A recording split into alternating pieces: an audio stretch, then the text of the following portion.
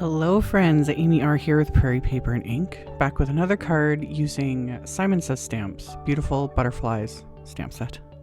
I'm pretty sure I mentioned in the last video I did with this, when I white heat embossed the butterflies on vellum, how fun it would be to do the Nuvo Shimmer powders.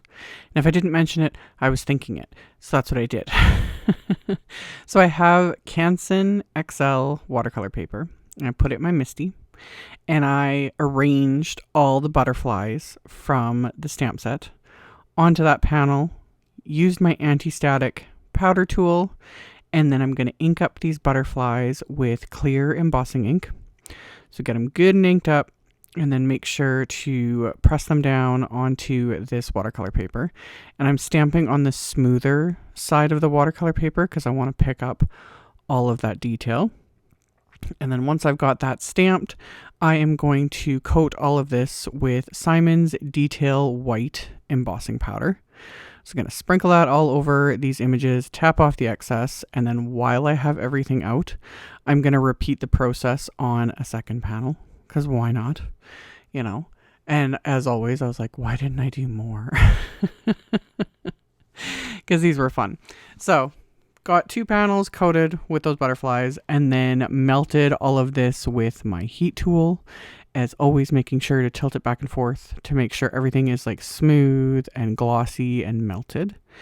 And after I got both of these panels heat embossed, I'm gonna again use my MISTI sticky mats that I have some cut down pieces of. You could also tape these down to a hardboard with this, as long as you're like avoiding the actual butterflies, you could totally tape it down. I highly recommend when working with these, or just anything where you're using a lot of water, taping them down. So the MISTI sticky mats just kind of keep these from curling up too much, because when I start spraying the amount of water I spray on them, the immediate reaction of the watercolor paper is to just start curling up, which isn't a big deal when I'm going to die cut them, etc. But it would make everything just run to the edges. So I've got them on my sticky mats to keep them as flat as possible. And then I just put my flour sack cloth onto my work surface just to keep things contained. And then I'm using 3 colors of shimmer powders. I'm using the Nuvo Cherry Bomb, Solar Flare, and Blue BLITZ, because these 3 together make the most beautiful rainbow colors. And I seemed to have had like the littlest bit of a clog almost in the Blue BLITZ, so I tapped it a little strongly there, and that's where I got a blob. This is why I always say, do not squeeze the bottles. Don't. It doesn't take much. Like, it really doesn't take much. Because yeah, sprinkling those little bits of powders, and then you start spraying on the water, and that's when the magic starts happening. Even though right now the magic is kind of a hot mess. It always looks like a hot mess when you spray the water. It's just blobs of color. You know, it's still fun, but it's not magical yet. You gotta let them dry. So for the most part, I don't mess with these. You know, you just let them do their thing. But I was just kind of absorbing the excess, because again, I spray very heavily with water, and rather than having like pools of liquid everywhere, I'm just sopping up the excess with a tissue. That'll just help it to dry a little faster, you know, contain a bit of the mess. But the actual butterflies themselves, I'm trying not to touch at all. I want them to do their thing. So once I've got like most of kind of the excess, you know, soaked up, I just set those aside, walk away, and then when they're dry, they are so fun, and they completely different. You know, it's the same images in the same order, the same powders, completely different. And I'll show at the end, like I always do, like there's that shimmer as well, which is just fabulous. So I waited till these were completely dry. And then I used the coordinating wafer dies to die cut all of these. So I just taped the dies into place with some of my little Spellbinders washi tape. That just helps keep everything from shifting when I run it through my die cut machine. So I got everything taped down, and then repeated the process on the second panel once I got everything die cut. And then I took some navy cardstock, and I die cut that with Simon's Detail PETAL Slimline Plate wafer die. So this die cuts an entire panel that is 3.5 by 8.5 inches and puts that gorgeous piercing pattern into it. So after I die cut the pieces, I just put this on top of my little magnetic glass mat, and I started blending Simon's soft navy ink onto this with just a random blending brush. This ends up being more subtle because especially as it dries, it's a lot lighter. If I were to go back and redo this, I would actually probably add some black ink as well, just to kind of intensify the deepness around the edges. But either way, it's fine, So I just blended that around the perimeter so that the edges are a bit darker. And then I also added a little bit to the center, just whatever was left on the brush. Just so there was kind of a smoother blend from just the plain cardstock to, the inked edges. And this will dry back a little bit later as well, since I'm going basically tone on tone. So that's part of it too. If you're doing ink blending, like similar colors onto already colored cardstock, if you're not sure how it's going to look, set it aside, let it completely dry, because a lot of times it will dry back a bit and it might not show up as much. So of course I'm going to add splatter. I'm going to use my gold mica liquid. Another great option is this Kuretake Starry Nights palette, which I'll link to, because I've used that in a ton of videos, and you've got more options with the Starry Nights palette. So I've got my gold splatter on my fan brush, and I put these into just my splat box. Although I wouldn't really care if I managed to get, gold splatter all over my workspace, because it's pretty. So I just tapped my fan brush over these backgrounds to create this it's fun. And even just looking at this, I was like, ooh, you could do like a much more elegant card, with the navy background and the gold spot. Like, my mind was going in so many different directions, but I stuck with the butterflies because they're fabulous. So I set those aside for that splatter to dry, and I pulled out an oldie but goodie favorite, the CZ Design Hugs wafer dies. And I die cut a bunch of scraps of Audrey Blue cardstock with that.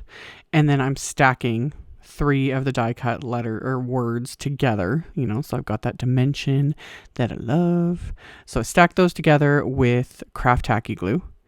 And then after I had done that, I grabbed a scrap of white cardstock, and I am going to stamp a little companion sentiment from the CZ Design Spring in My Step stamp set. And I'm just inking up that sentiment with that same soft navy ink. And I don't think you can tell it all on camera, but in real life, I could see when I stamped it, I must have had some little fuzzies or something, stuck to the stamp. So there was little blobby smeary bits. Not a big deal, but thankfully cardstock is double-sided. So I just flipped it over, made sure to remove those little bits that I had clinging to the stamp, inked it up, restamped it again. Good to go. So once those were stamped, I will just trim those down with my paper trimmer into little sentiment strips.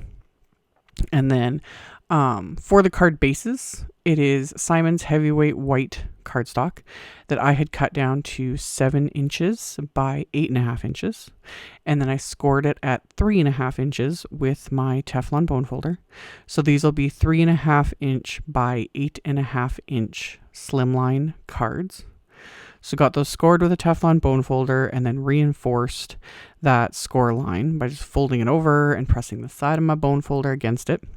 And then I open those up and put them into my MISTI, and I'm going to stamp my favorite stamp from the Spring in My Step stamp set. I use this, I think, on the last card as well, because it's just, I don't know, I'll fixate on certain sentiments in a set, and it's just perfect. It is perfect. So centered that on the inside of these card bases, and again inked them up with this soft navy ink. And same thing, missed a little spot, there was a little something stuck to the letter, so just quickly removed it, tapped a little ink on there, restamped it, we're good to go. So did the same thing with the inside of the second card. And then once I had those done, I had decided to die cut the outline for the Hugs wafer die, and I just die cut that from some vellum. So added a bit of adhesive behind the Hugs word, and then adhered it to the vellum outline. And then it took me a second to find the other one because I didn't realize it was underneath all those butterflies. Things always walk away, always. Anyway, adhered that to the vellum outline as well. And then I'm going to adhere those panels that I had die cut and ink blended and splattered. I'm going to adhere those to my card bases before adhering anything else.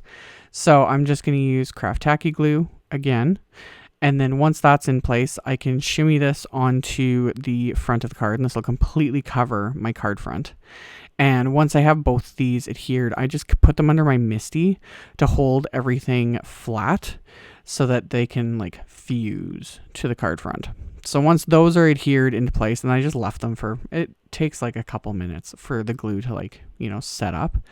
So got those under my MISTI, let them sit for a little bit, and now I'm going to start assembling these cards. So I'm going to adhere the butterflies and the sentiments and the little like sub-sentiment. So I kind of figured out the layout that I wanted. And then the sentiments I'm adhering with the craft tacky glue, making sure to put the adhesive just behind the actual words so that none of the glue shows through the vellum. And then some of the butterflies I adhered directly with the craft tacky glue, and then some, a couple of them I popped up with just some thin 3D foam squares to give it a little bit of dimension. And then I kept one of each of the butterflies in the set to adhere onto the inside of the card. And then, as always, you could leave it here, but I happen to have these. They're Studio Katia Color Burst Pearls. You can see them better in the photos because even showing them in the video and in the close-up at the end, it's hard to tell, but they literally they're like pearls that have been splattered. I know. I've had these for a long time. Why I haven't been like shouting about them constantly, I don't know. But as I was doing these cards, I was like, oh, I have the perfect embellishments that will go perfectly with these butterflies. So I used a bunch of them. They're really fun. I don't know. They're just the neatest little things. So I adhered a ton of these all around these butterflies. So just adhered them into place with the craft tacky glue. And then that finished off these cards. So as always, I will turn on the flashlight on my phone to kind of show you guys the shimmer on these butterflies. As always, it never does it full justice because it's just so pretty. And like I said, I love how like each one turns out so completely different, and the colors mix and do their thing, and it's just loads of fun.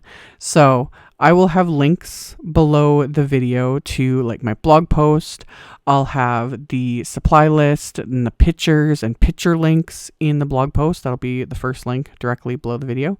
And I'll also have the supply list below in the description box as well. So you can check that out if you are interested.